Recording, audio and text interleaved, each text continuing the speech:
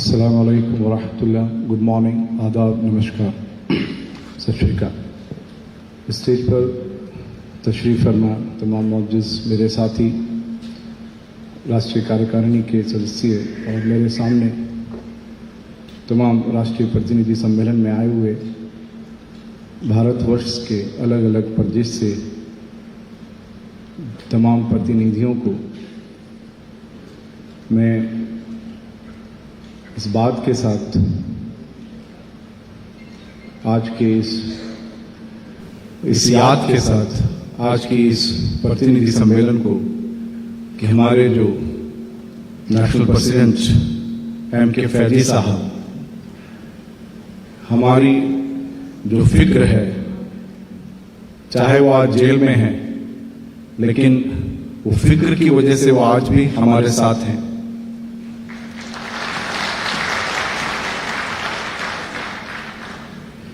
MK. Faizi साहब और मैं और हमारे साथी लगातार उनके साथ मुलाकात करते हैं। सबसे पहले तो उनके सवाल और बातों से पहले मैं आप सभी को उनका सलाम पेश करता हूं। उनकी तरफ से आप सभी को सलाम मालूम हो। आज की इस सिचुएशन में हमारे साथ ही हमारे जिम्मेदार एम.के. फैजी साहब डे टू डे पार्टी में क्या चल रहा है, पार्टी का ग्रोइंग के बारे में, अभी जो लास्ट इलेक्शंस निकले हैं, चाहे बिहार से लेके अभी महाराष्ट्र तक का जो इलेक्शन है, आने वाला जो बंगाल और दीगर जो तमिलनाडु तमाम जो इलेक्शंस हैं, उन पर डिस्कशन करते हैं। हम कैसे चल रहे हैं, हम क्या कर रहे हैं, वो साथियों के बारे में बात करते हैं। क्या जितने तमाम साथी हैं सब लोग एक्टिव है ना, पीछे तो नहीं हटे हैं ना, आगे जाने के लिए तैयार है ना? और हम कहते हैं कि सब लोग तैयार हैं अल्हम्दुलिल्लाह, और हम तैयार हैं। क्योंकि जो जिम्मेदारी है हमारे ऊपर इस वक्त में, इस जमाने में, वो जिम्मेदारी बहुत बड़ी है। वो जिम्मेदारी एक पद से अदा नहीं हो सकती, वो जिम्मेदारी एक ओहदे से अदा नहीं हो सकती। वो जिम्मेदारी को जीने से, समझने से, उस फिक्र को रात और दिन महसूस करने से वो जिम्मेदारी अदा हो सकती है। और वो जिम्मेदारी हमारे देश के लिए, हमारे उन तमाम मार्जिनलाइज्ड, हमारे तमाम पिछड़े तबकात, हमारे किसान भाई, हमारे तमाम माइनॉरिटीज, मुसलमान, Christian, Sikh, Buddhist, even what ever, कौन कौन गरीब तबकात हैं, जब तक उनको हक और इंसाफ नहीं मिल जाता, हमारी जिम्मेदारी पूरी नहीं होती। आप सभी जानते हैं कि जो देश का जल, जंगल, जमीन है, वो जानबूझकर बर्बाद की जा रही है। एक होता है नेचुरली कुछ हो रहा है, ऐसा कुछ भी क्लैमिटी हमारे यहां नहीं है। हमारा देश पूरे विश्व में यहां के गंगा जुमनी तहजीब, विभिन्नता में एकता, यहां की संस्कृति, यहां का जो कल्चर, पूरे विश्व में यहां की जो डेमोक्रेसी, हमारा कॉन्स्टिट्यूशन, यहां के आइकन्स, भगत सिंह जी से लेकर बाबा साहब अंबेडकर, अबुल कलाम आजाद, सावित्रीबाई फुले, फरीदा शेख, ब्रिगेडियर उस्मान, इन सब की पहचान से जाना जाता है। लेकिन आज हम लोगों को एक लंबी लड़ाई देश के संविधान और लोकतंत्र को बचाने के लिए लड़नी है। मैंने आपसे जल, जंगल, जमीन की बात कही। अभी आपने सुना है इंदौर की घटना, सबको मालूम है, मध्य प्रदेश के अंदर जिस तरह से 15 लोग गंदे पानी की वजह से मर गए हैं। उन्होंने अपनी सांसें खो दी हैं। सैकड़ों लोग अस्पतालों में हैं। आपको मालूम होना चाहिए देश में 70% पॉल्यूटेड वाटर है, 70% पॉल्यूटेड वाटर है। हर साल 2 लाख लोग इस पॉल्यूटेड वाटर से मर रहे हैं। यह नीति आयोग की रिपोर्ट है।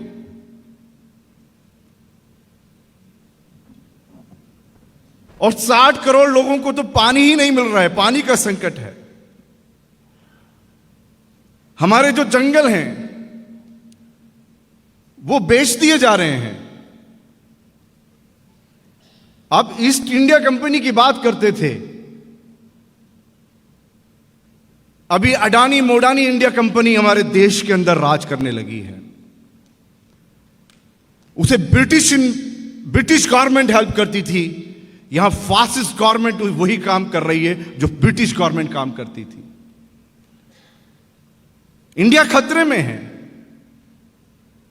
असम में हजारों जो एकड़ जमीन है, जंगल काट कर शहर बर्बाद करके मुस्लिम्स को, ट्राइबल्स को बाहर निकालकर अडानी को दे दी गई। बिहार के अंदर दे दी गई, मध्य प्रदेश के अंदर दे दी गई, झारखंड के अंदर दे दी गई, छत्तीसगढ़ के अंदर दे दी गई। पूरे देश में उसको जंगल और जमीन बांटी जा रही। हमारे जो एयरपोर्ट्स हैं, रेलवे है, खेल मैदान है, ये तमाम चीजें बर्बाद हो रही हैं। हम इसको समझना पड़ेगा। ये अडानी का प्रोजेक्शन सोच समझकर एक कॉन्स्पिरेसी के साथ हुआ है।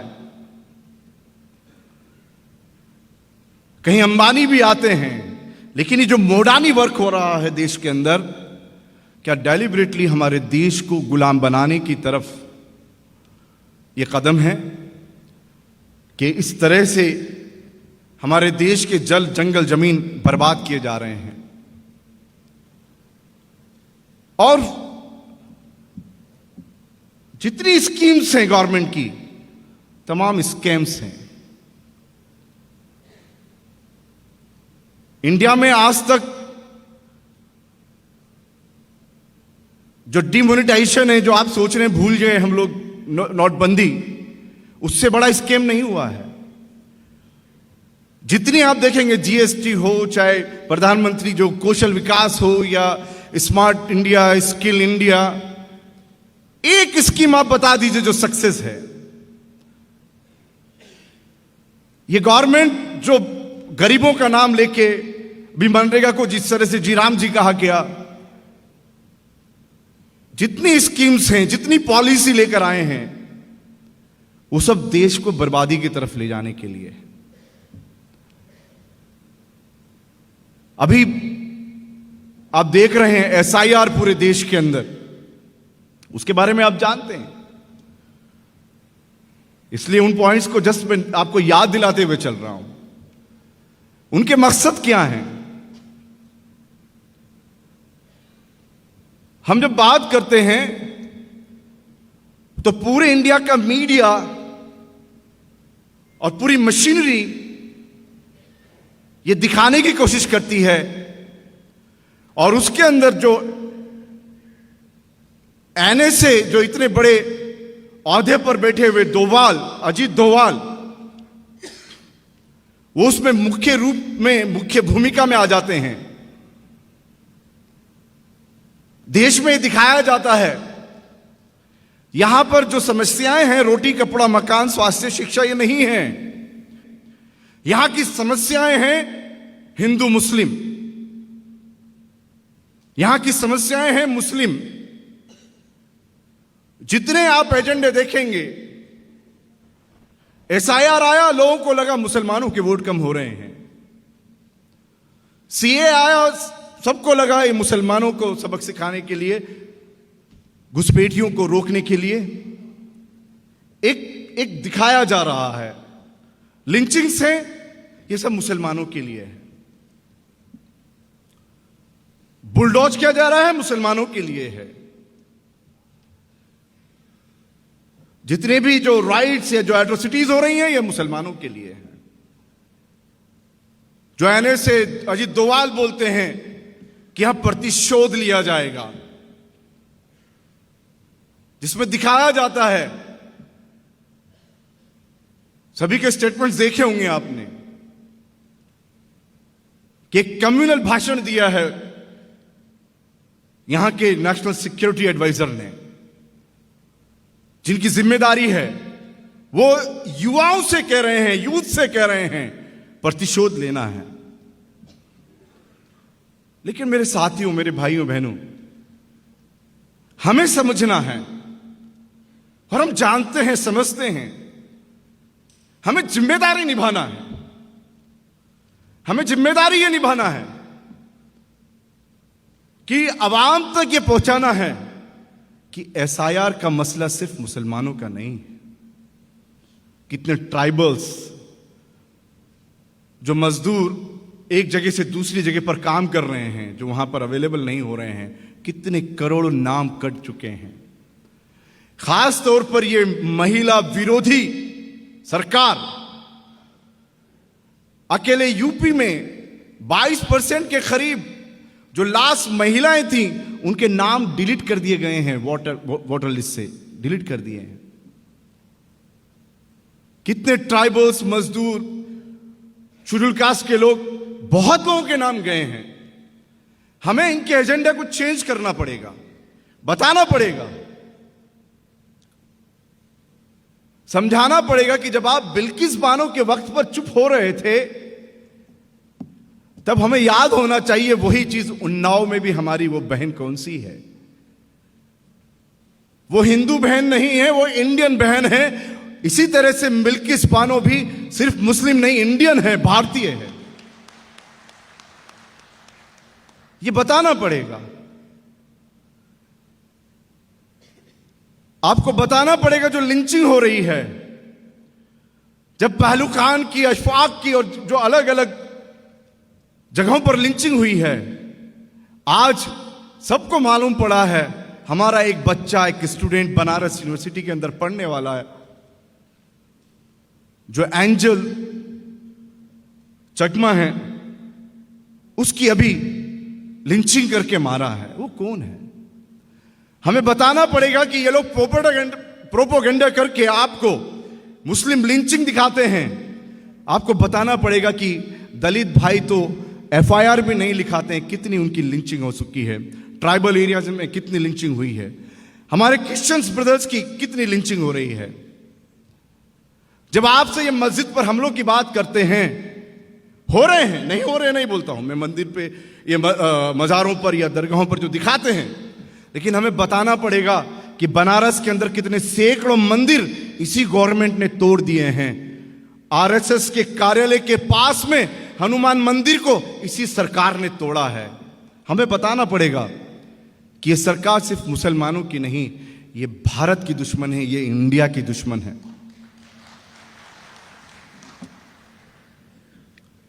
हमें समझाना पड़ेगा। अभी 10 जनवरी को हमारी एक बच्ची, जिसको 18 साल की उम्र में अगवा करके, रेप करके कितना प्रताड़ित किया है, आपको मालूम है। 2023 से जल रहा है मणिपुर, आज भी राष्ट्रपति शासन लागू है मणिपुर के अंदर। उस बच्ची के बारे में बताना पड़ेगा कि महिलाओं को निकाल कर किस तरीके से उन्होंने, वो कौन से धर्म की महिला थी। मुझे अफसोस है ये बात कहने के कि मैं ये कह रहा हूं कि वो मुस्लिम महिला नहीं थी, लेकिन मैं ये बताना चाहता हूं आप लोगों के जरिए से, सरकार को, लोगों तक ये बात पहुंचाना चाहता हूं कि वो हमारी भारतीय महिला थी, वो भारतीय लोग थे जिनके ऊपर अटैक हुआ, जिन पर हमला हुआ। हमारी जिम्मेदारी है कि हम देश को बताएं कि जो ये लड़ाई है, यह लड़ाई हिंदू मुस्लिम की नहीं है, या जात की, धर्म की लड़ाई नहीं है। यह लड़ाई फांसीवाद वर्सेस इंडिया की लड़ाई है, भारत की लड़ाई है। हमें अलग करना पड़ेगा इस संघ परिवार के उस एजेंडे को, फासिज्म को। बताना पड़ेगा कि ये संघ परिवार वर्सेस इंडिया है। हमें बताना पड़ेगा कि ये जो गवर्नमेंट है ये इंडियंस को तकलीफ पहुंचाती है, मजहब दिखाकर इंडियंस को तकलीफ पहुंचाती है। ये हमें दिखाना पड़ेगा और इसका हल हमें और आपको समझ में आना चाहिए,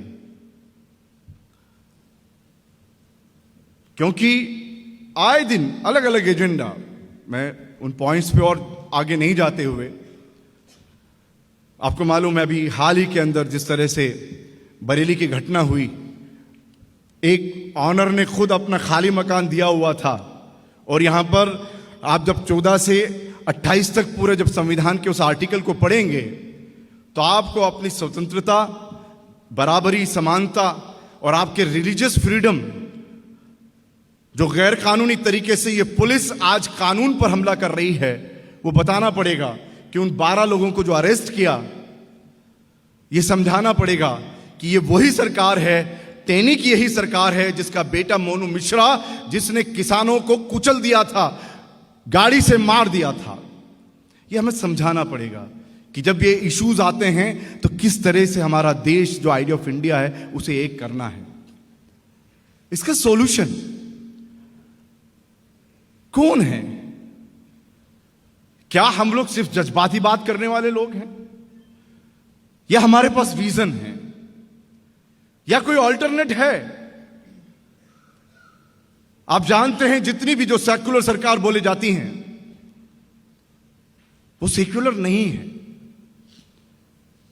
यहां पर सबसे बड़ी गवर्नमेंट कांग्रेस की गवर्नमेंट को बोला जाता है, जिसने इतने साल इस देश पर हुकूमत की है, राज किया।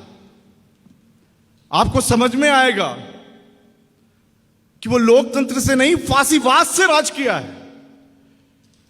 और मैं ये तथ्यहीन बात नहीं कर रहा हूं, तथ्यों के साथ आपसे बात कर रहा हूं। आपको मालूम है खास तौर पर जो 1980 से लेकर 1991-92 तक का जो दौर आया, 80 से 84 के अंदर, 80 to 84 के अंदर, इंदिरा गांधी ने अपने बेटे राजीव गांधी जी को क्या विरासत दी थी। ऐसे ही आरएसएस फांसीवादी लोग उनको आयरन लेडी नहीं बोलते हैं।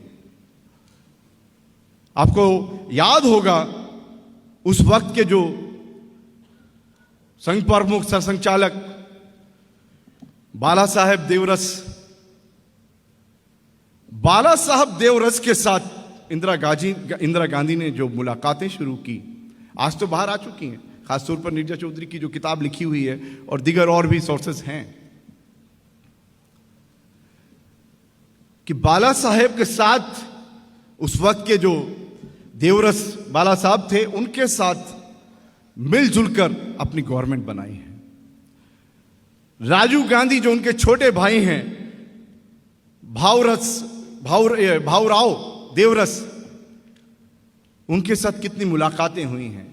राजीव गांधी ने उनको कार गिफ्ट की है उस समय में, उनसे मिलकर ये आरएसएस बनाई है, जिसका नतीजा आपने उनके जो आरएसएस के हृदय सम्राट, मैं उन्हीं को बोलता हूं, पीवी नरसिम्हा राव को, जिन्होंने 91-92 के अंदर वो हक अदा किया जिसको बाबरी मस्जिद को शहीद किया। ये वही सरकार है जो कहती है कि नहीं हमने बनाया है, एक पॉलिटिकल मंदिर हमने बनाया है। ये वही सरकार है। लास्ट मुलायम सिंह जी बाकायदा तौर पर मोहन भागवत जी के साथ अपनी विरासत अखिलेश यादव जी को देके चले गए। हम जो देख रहे हैं ममता बनर्जी को इस तरह का बड़ा चैंपियन, ये वही हैं जिन्होंने बीजेपी के साथ मिनिस्ट्री ली थी। आप क्या हमारे बहन मायावती जी को आज तक वो ताज कॉरिडोर से बाहर नहीं निकल पाई हैं। आज के सावरकर नीतीश बाबू को देख लीजिए, चंद्रबाबू नायडू को देख लीजिए, ये लोग सॉल्यूशन है नहीं हो सकते। मेरे साथियों, ये महज आपके साथ बातचीत नहीं है, हमारी जिम्मेदारियां हैं जो हमें समझनी है।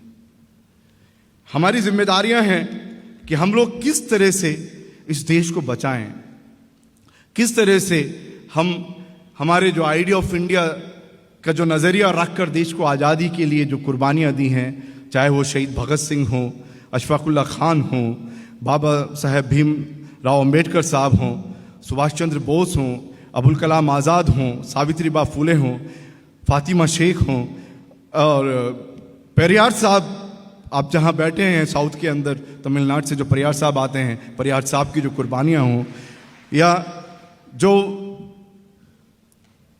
हमारे ब्रिगेडियर उस्मान साहब जिन्होंने अपने देश की आज़ादी के बाद भी इस देश को बचाने के लिए जो शहादत दी हैं, ये सब हमारे जो आइडिया ऑफ इंडिया क्या सोच कर देश को आज़ाद कराया था और देश कहाँ चला गया है, हमें बताना पड़ेगा।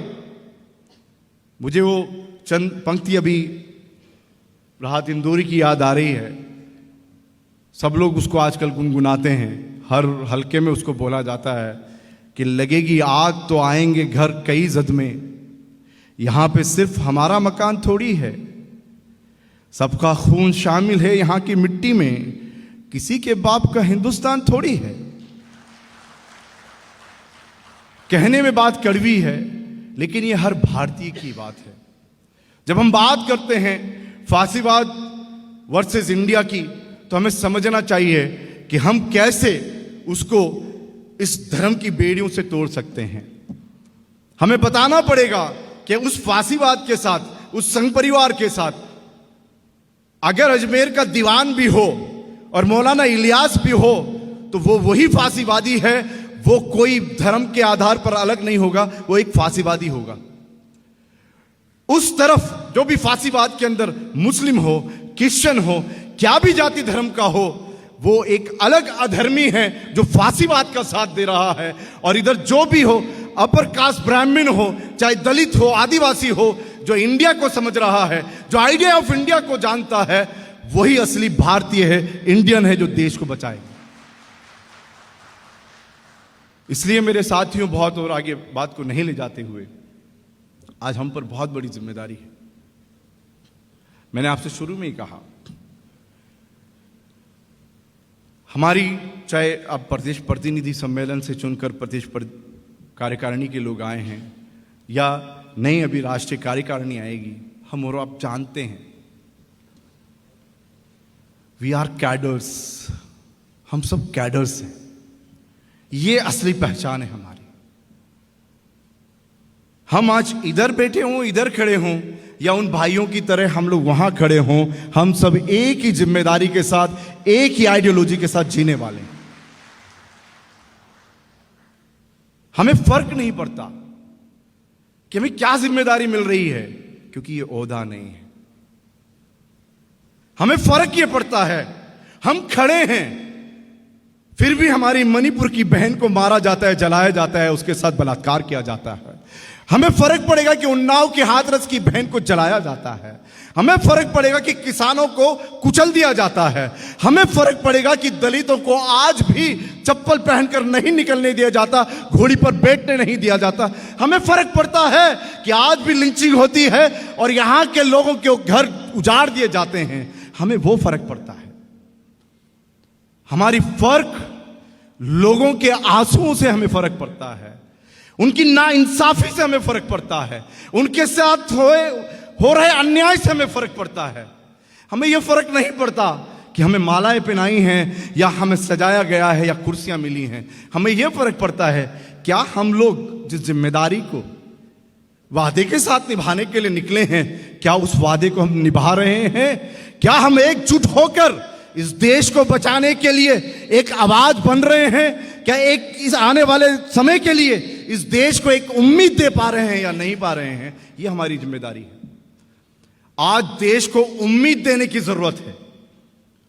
देश में एक जो खौफ का, आतंक का जो माहौल बनाया हुआ है, उस खौफ से, उस आतंक से तमाम लोगों को निकालने की जरूरत है। इसलिए सबसे पहले हमें मजबूत होने की जरूरत है। राम प्रसाद बिस्मिल का वो याद करिए। हमें जरूरत है कि सरफरोशी की तमन्ना अब हमारे दिल में है, देखना है जोर कितना बाजुए कातिल में है। जय हिंद, जय भारत, जय जीपीआई। शुक्रिया।